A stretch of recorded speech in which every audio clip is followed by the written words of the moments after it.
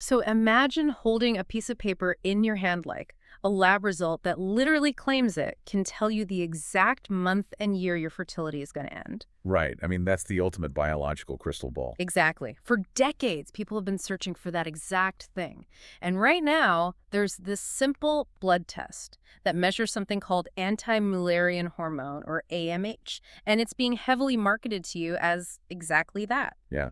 The pitch is very appealing. You take the test, you get a date, and then you plan the rest of your reproductive life around it. It sounds perfect, right? Like almost like reading the fuel gauge on your car dashboard. But we really have to ask, is that level of precision actually grounded in science? Well, that is the multi-million-dollar question. Yeah. And the short answer is that the human reproductive system is just far too complex to be reduced to a single number on a lab sheet. Right. When you start digging into the data, the idea of an exact timeline gets, well, incredibly murky.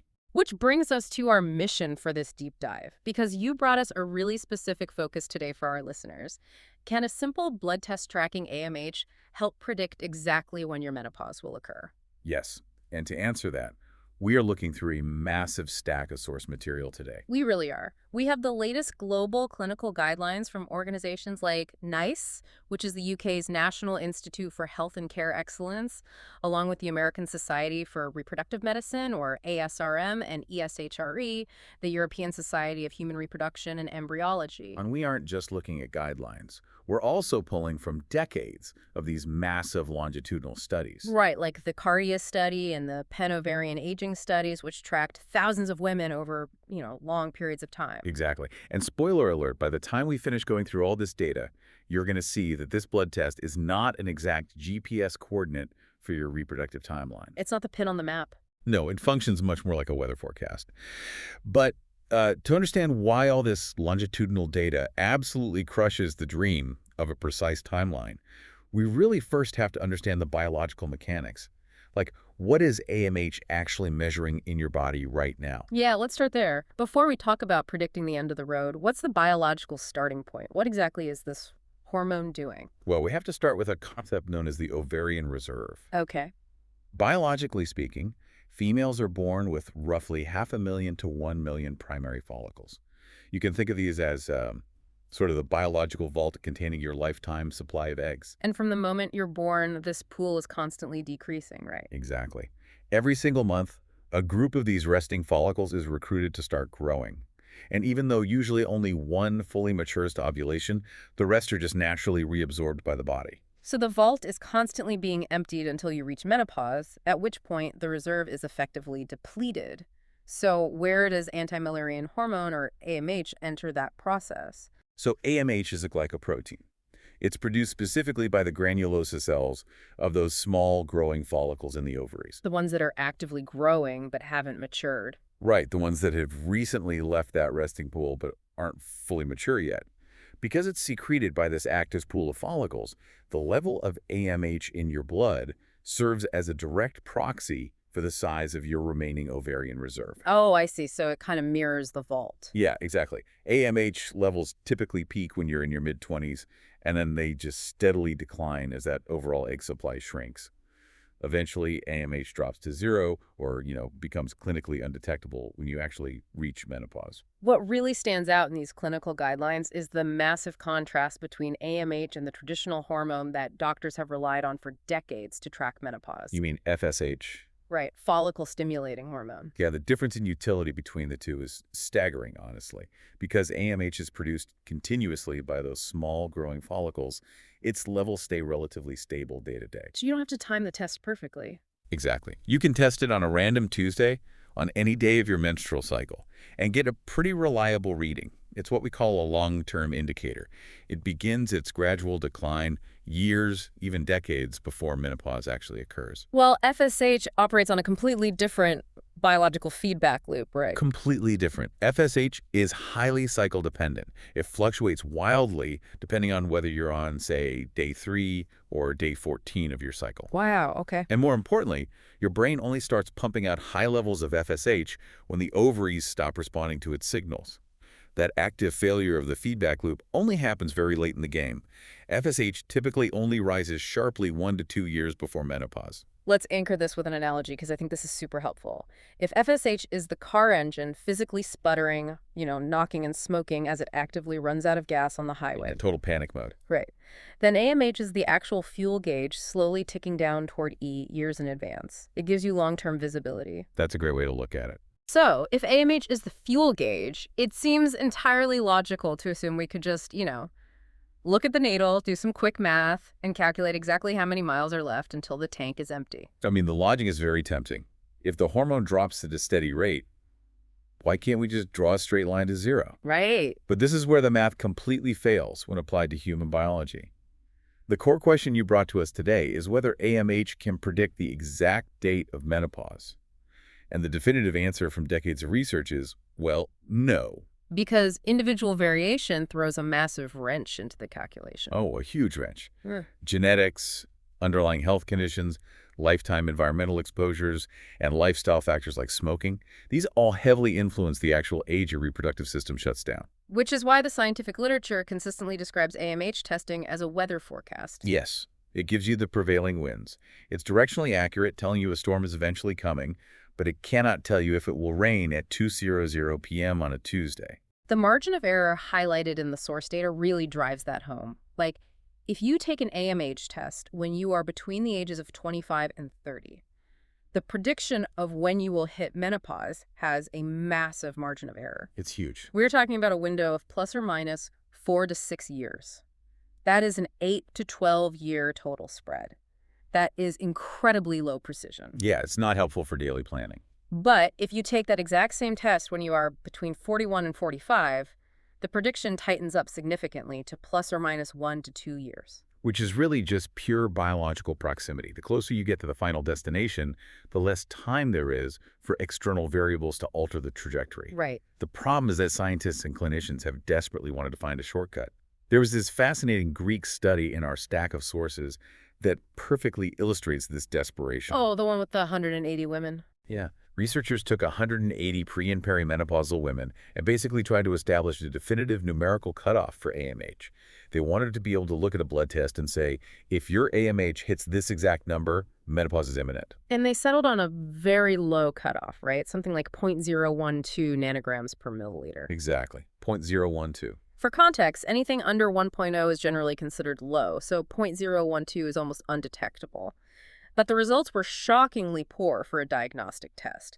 That specific cutoff predicted postmenopausal status with a sensitivity of only 24.2% and a specificity of 30.5%. Right. And just to translate those statistics into clinical reality, a sensitivity of 24.2% means that out of all the women who were actually in menopause, the test only correctly identified about a quarter of them. Wow. It missed the other 75%. It proves that using a standalone hard number cutoff is practically useless in a real-world clinical setting. Yeah. Biology simply does not respect arbitrary statistical borders. Okay, hang on. Let's go back to that fuel gauge analogy for a second, because the logic still feels like it should hold up. If my car's gas tank is at 10%, it is at 10%. Okay. It doesn't matter if the car is a brand new model or 15 years old. 10% of the tank will get me the exact same distance. So if a 30-year-old and a 45-year-old have the exact same severely low AMH level, say they both test below 0.20 nanograms per milliliter, shouldn't they run out of gas at the exact same time? Shouldn't their timelines to menopause be identical? See, that is the exact logical trap that trips up almost everyone, including a lot of clinicians early on. And it's precisely why we have to look at the findings from the Penn Ovarian Aging Study. Okay, what did they find? Well, they followed 401 women over a 14-year period, and they found the exact scenario you just described. They isolated a group of women who all had the same low baseline AMH level below 0.20. The older group, so the 45 to 48-year-olds with that low reading, reached menopause in a median time of about 6 years. Which feels somewhat expected. Right. But here is the biological twist. The younger group, the 35 to 39-year-olds who had that exact same low AMH level, took almost 10 years to reach menopause. A full 4 years longer, despite having the same amount of fuel in the tank. Why does age change the math so drastically? Because the ovaries don't operate in a vacuum, They are part of a massive, interconnected endocrine system. In a 35-year-old, the absolute number of eggs might be low, which gives you the low AMH reading. But the overall endocrine environment, the brain's signaling, the vascular health of the ovaries, the quality of the remaining eggs, is still highly robust. So it pushes through. Exactly. The system fights harder and longer to keep ovulating. But in a 45-year-old, the entire endocrine system is experiencing natural age-related shifts, which accelerates the final shutdown. A low AMH at 35 means something completely different biologically than a low AMH at 45. That is a massive paradigm shift. You can't just look at the hormone level. You have to look at the age of the body producing it. You do. To truly understand why a precise date is impossible, we really have to look at what happens when big data meets human biology. Yeah, let's examine the Dettman individual patient data meta-analysis. This was a monumental undertaking. Researchers combined data from over 2,500 women across multiple international studies. Right, huge data set. And they initially built a predictive model based purely on a woman's age without looking at any blood tests. That age-only model had a C statistic of 84%. Yeah, and we should probably clarify what a C statistic is because it's the gold standard for grading these predictive models. A C statistic of 84% means that if you randomly picked one woman who hit menopause early and one who hit it at an average age, the age-based model would correctly identify the early menopause woman 84% of the time. It's a very solid baseline. It is. It's great. The researchers assumed that if they added AMH data to this already solid model, the accuracy would shoot up to near 100%.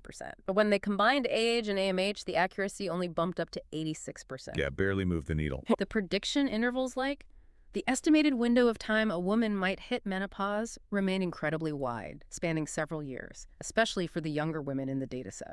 Which led researchers to another theory. They thought, well, if tracking a single AMH number is flawed, what happens if we track the speed at which that number drops over time? Now, that feels like the next logical step. If I watch a stock price falling over several days, I can calculate its momentum to predict when it will hit the bottom, right? You would assume a steeper, faster drop in AMH means an earlier menopause. Did the Dorotincham cohort study out of the Netherlands prove that? The Dorotincham study is fascinating because it proves the exact opposite. Wait, really? Yes, they followed over 2,400 women for 20 years, deliberately measuring their AMH every 5 years to track the rate of decline. They hypothesized that velocity would be the ultimate crystal ball. But it failed. Entirely. The study concluded that beyond the age of 25, knowing the rate of decline did not improve predictions of menopause at all. A single one-off test was statistically just as predictive, or just as flawed, as multiple tests mapping a trajectory over 2 decades. How is that biologically possible? Why wouldn't a faster drop equal a faster finish line? Because the trajectory of follicle loss is not perfectly linear. As the ovarian reserve gets extremely low in the final years before menopause, the rate of AMH decline naturally flattens out. Yeah, it hits a floor effect where the hormone is barely detectable, yet the woman might continue to have sporadic menstrual cycles for several more years before the system finally stops. The velocity slows down at the very end, making the historical rate of decline completely useless for pinpointing the final date. So long-term mapping is out, but we should clarify that AMH does have predictive power if you shrink the timeline. The Cardio Women study, which followed 716 women, found that AMH is a highly potent predictor, provided you're only asking it to look into the very near future. Yes. The Cardia study demonstrated that AMH is incredibly accurate at identifying women who are at high risk of hitting menopause within a tiny 0 to 3 year window. Oh, wow. In their data, women with low AMH had a hazard ratio of 8.1 for reaching menopause within those next 3 years compared to women with normal levels. That is a massive statistical jump. It means they were over 8 times more likely to experience menopause imminently. Exactly. When you synthesize all these massive longitudinal studies, a clinical consensus finally emerges. When AMH falls below the detection limit, usually around 0.05 nanograms per milliliter, menopause generally occurs within 2 to 5 years for the vast majority of women. Okay, this brings up an interesting contradiction. If AMH is frustratingly vague at predicting the average menopause age, which happens around 51 or 52 for most people, why do fertility specialists and global medical guidelines still value this test so highly? Why do people even bother taking it? Because while AMH is a terrible tool for predicting average everyday reproductive aging, it is an exceptional tool for spotting the extremes. It shines brightest as an early warning system. Okay, let's revisit that Dettman meta-analysis. We established that for predicting average menopause, adding AMH to an age-based model only bumped the accuracy from 84% to 86%. Right. But when researchers asked the model to predict early menopause, defined as menopause occurring before the age of 45, the results completely flipped. An age-only model attempting to predict early menopause had an accuracy of just 52%, It was essentially a coin flip. But when they fed AMH data into the model to predict early menopause, the accuracy skyrocketed to 80%. That is a game changer for clinical intervention. It's life-changing data. And this brings us to a critical condition known as POI, or premature ovarian insufficiency. This is the clinical loss of ovarian activity before the age of 40. And that affects roughly 1% of women. Yeah, about 1%. And it's not just about unexpected infertility. The prolonged lack of estrogen that comes with POI carries severe long-term health risks, including early-onset osteoporosis and a significantly elevated risk of cardiovascular disease. So spotting POI early isn't just about family planning. It is about preventative medicine, which makes the global clinical guidelines seem a bit counterintuitive. When you read the protocols from the American Society for Reproductive Medicine, ESHRE, and the UK's NICE guidelines, they all explicitly state that AMH should not be the primary diagnostic test for POI. They do, and the reason comes back to the difference between a warning sign and an active fire. Right. The guidelines state the gold standard for diagnosing POI is a combination of clinical symptoms, specifically missing periods or highly irregular cycles, plus a severely elevated FSH level, usually greater than 25 IUL. And you have to test that FSH level twice, 4 to 6 weeks apart, to confirm the diagnosis. Because an elevated FSH, as we discussed earlier, means the brain is actively screaming at the ovaries to work, and the ovaries are failing to respond. It's proof of system failure, not just a low reserve. Precisely. However, the guidelines carve out a very specific, highly vital role for AMH here. It acts as the ultimate diagnostic tiebreaker. Both ESHRE and ASRM state that AMH is highly recommended to confirm a diagnosis of POI when the FSH results are inconclusive, or when a patient's cycles are fluctuating unpredictably. Let's adjust our earlier metaphor. AMH isn't the timer telling you when the house is going to naturally age and need renovations. It is a smoke detector. I like that. It's not going to give you a precise schedule, but it is incredibly good at warning you if a fire is breaking out way earlier than expected, giving you time to take medical action. It is the healthiest framework for understanding this test. It's a risk assessment tool, not a calendar. But, if you are listening to this and considering getting your AMH tested, you need to be aware of the real-world static. The static. Yeah, there are everyday factors that can completely scramble your AMH results, creating false alarms. Right. If you're going to rely on a smoke detector, you have to know what might accidentally set it off. And the biggest blind spot that stood out in the research is the use of hormonal contraceptives. The birth control pill, the hormonal implant, the vaginal ring. These can artificially suppress your AMH levels by up to 30%. Yeah, 30% is a massive, clinically significant suppression. How exactly does a pill you take to stop ovulation suppress a hormone produced by resting eggs? Well, it all comes down to the HPO axis, the hypothalamic pituitary ovarian axis. Hormonal contraceptives work by shutting down the brain's signaling to the ovaries. This suppression puts the entire follicular development process into a deep sleep. So nothing is growing. Exactly.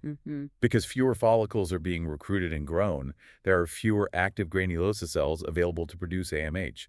The hormone production simply powers down. So if a 38-year-old is on the pill, orders an at-home AMH test online, and the results come back terrifyingly low, they shouldn't immediately assume they're entering early menopause. Absolutely not. The birth control is likely making their ovarian reserve look significantly lower than it actually is. The clinical sources indicate that it can take up to 2 full months of being completely off all hormonal contraceptives for the HPO axis to wake up, for follicle development to resume, and for AMH levels to normalize to give you an accurate reading. That is vital context that a lot of direct-to-consumer testing companies might gloss over. Yeah, unfortunately. Another major biological confounding factor is PCOS, or polycystic ovary syndrome. Oh, PCOS completely breaks the standard predictive models. Women with PCOS typically have a much higher baseline number of those small resting antral follicles in their ovaries. So more follicles means more AMH. Right.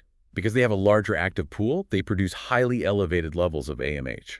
The problem is that their AMH levels do not decline at the normal expected rate as they age.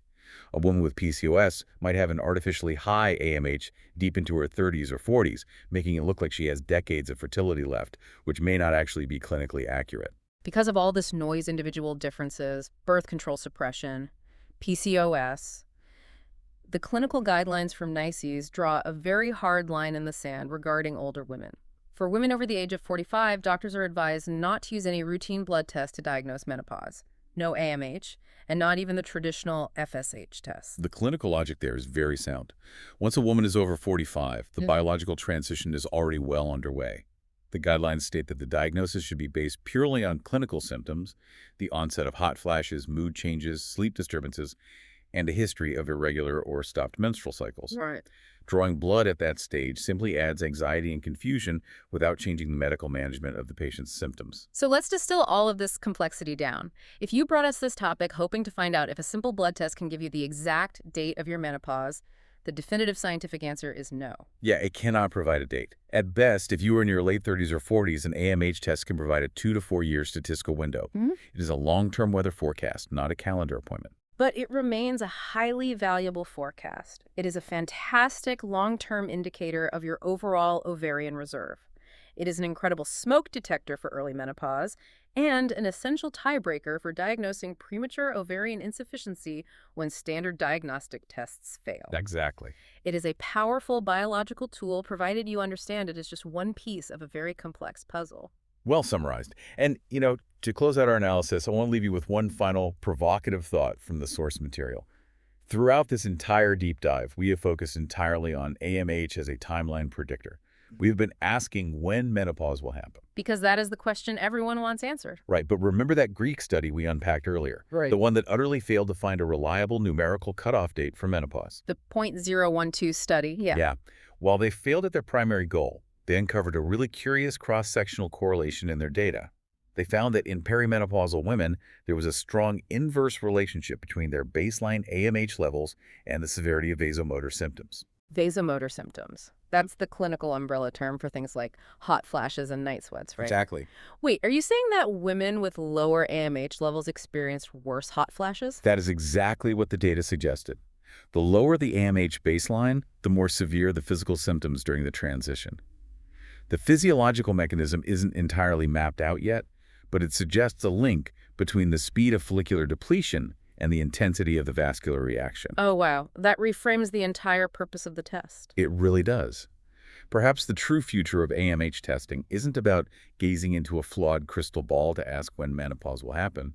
Perhaps the future of this hormone is about predicting how severe the storm might be when it finally arrives. That's a great point. It could evolve into a tool that allows women to prepare medically and psychologically, not just for the date, but for the severity of the experience itself. That is a fascinating shift in perspective. We all want the check engine light to tell us the exact mileage we have left on the journey, but maybe we should be grateful that the gauge is at least capable of warning us about how bumpy the road ahead is actually going to be.